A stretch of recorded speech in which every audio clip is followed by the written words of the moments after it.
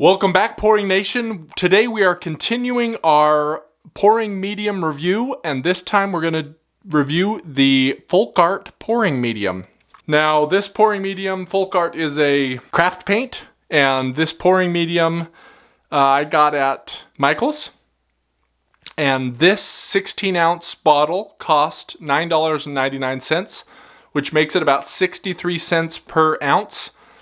Ideally, you use a coupon at Michael's or Joann's or one of these hobby stores to get it a little bit cheaper, but 63 cents an ounce when compared to the other 11 pouring mediums that I looked at is about average. So in that regard, I'm going to give it, in my scale, I'm going to give it a 3 stars out of 5.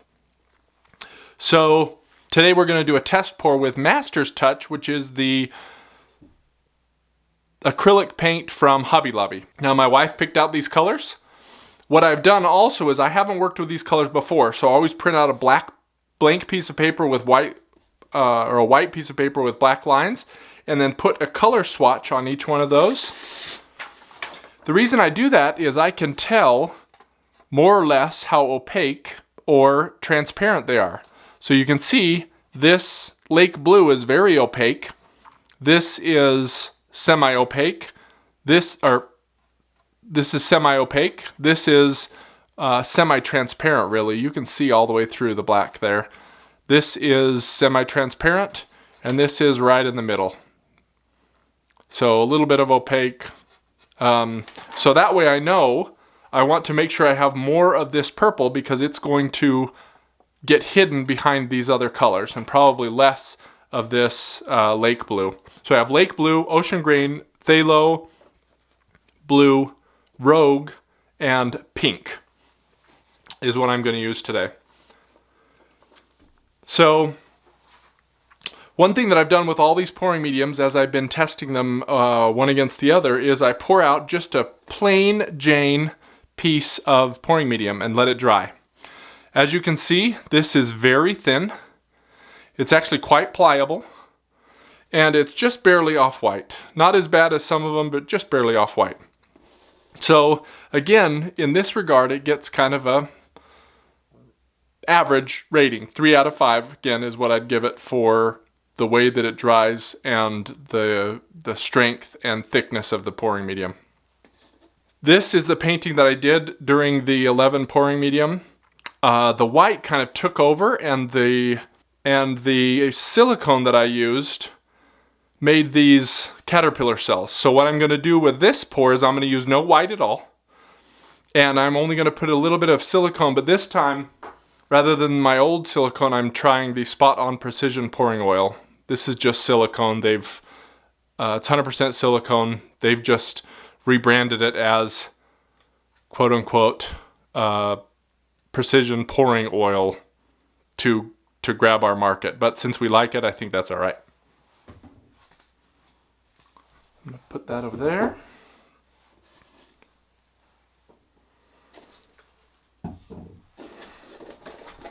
And I'll put all of these colors in the description below in case you want to get those yourself. So I've already mixed up a bunch of these, and I'm going with the consistency of making a little mound and then immediately going away. This consistency is very similar to some of the other pouring mediums, unlike some of the ones that are lower down on the list. This would be number 8 out of 11 if you're stack ranking them based on my 5-star rating system for mix, dry, color, and cost. So this is more like the higher end pouring mediums. So one problem I did have with this pouring medium is with blues. This pouring medium is very, very liquidy. You can kind of see it there. It's very liquidy. So you have to make sure you only add a little bit first, mix it in well, add a little bit, mix it in well. It's kind of a process. It's not like glue where you can just put the paint in, or Liquitex pouring medium where you can just put the paint in. So the blues, as you can see, kind of separate, and it takes a while to get them integrated and to get all those little spots and things out. So I'm going to speed this up really quick. So this is about 30 grams of paint, which is about an ounce, and about 15 grams of pouring medium. Obviously I need more. So one thing I did notice with this pouring medium is on the outside it makes a lot of these, it's like thread. You got to make sure you don't get those in your paint.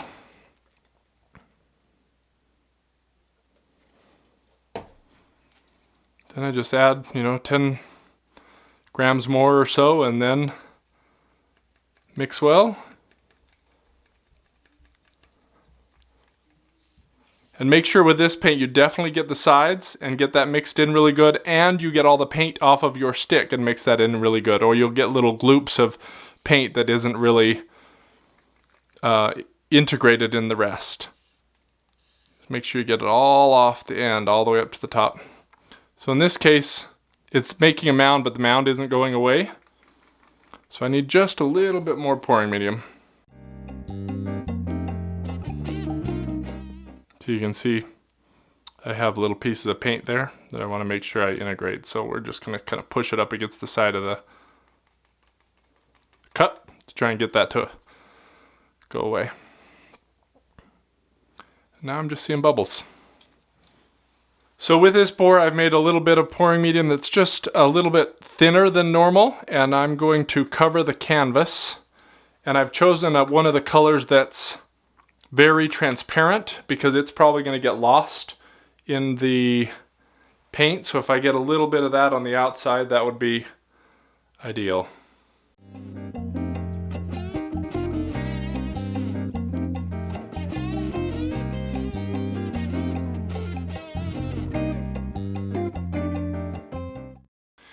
Because that's our base color, we're going to put it in first.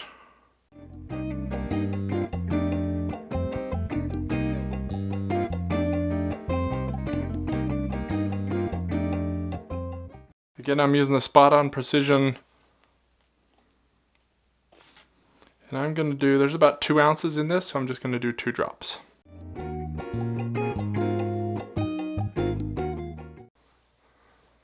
So with this canvas, it's a 16 by 20, which means we need 320 square inches, plus the 16 from these 2 sides and the 20 from these 2 sides.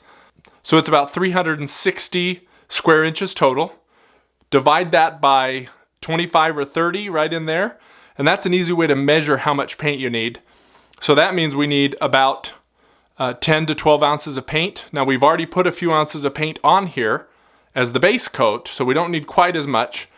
So I have about 10 ounces of paint here, and that should cover this. So we're just going to do a flip cup. Let that sit just a moment while all the paints kind of fall down in there.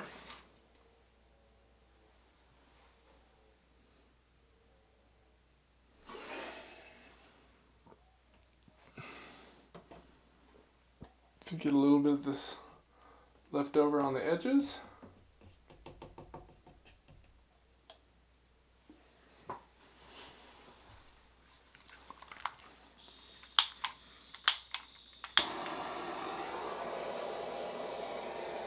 Couple little bubbles in there. Now I put silicone in there, so I want to heat the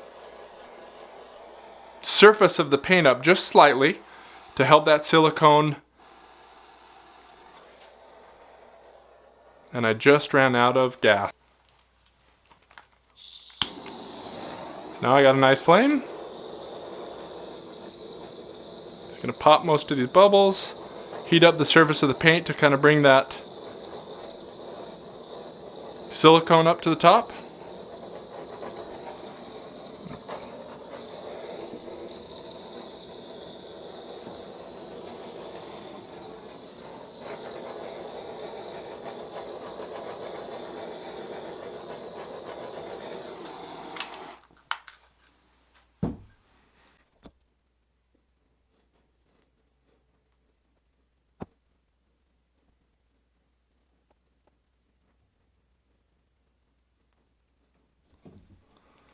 So I'm just going to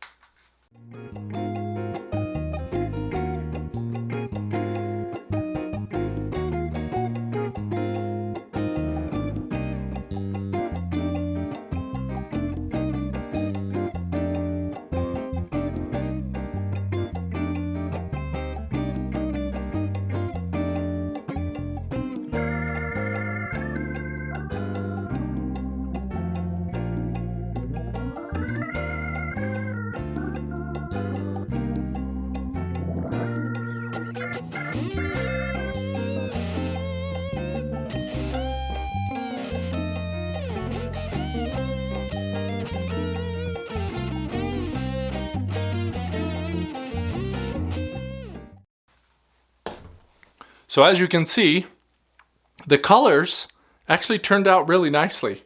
Now this will dry a little bit satin, not quite flat, but a little satin. So you probably will want a finish coat to give it kind of that shiny look that it has now. So overall, folk art, 3 out of 5 mixing, 3 out of 5 dry, 3 out of 5 color. Cost about 63 cents an ounce without a discount. So again, 3 out of 5. It's average across the board. 3 out of 5 for the folk art, and it ranks 8 out of 11 in our pouring medium showdown, which I will link in the description above and up top. Not a bad medium, little bit thin. My paints ultimately were 1 part pouring medium to 1.5 parts paint and no water, because I could use the pouring medium to thin to the consistency. I didn't need something even more thin like water to do. If this is the type of content you like, please like, subscribe, and let me know what kind of results you get when you use your folk art pouring medium. So we're just going to come in here for a close-up. You can see these cells, the blue that I mentioned that is transparent, it kind of disappeared. It's only there in a couple of places like here where I emptied the cup again. But there are some beautiful colors.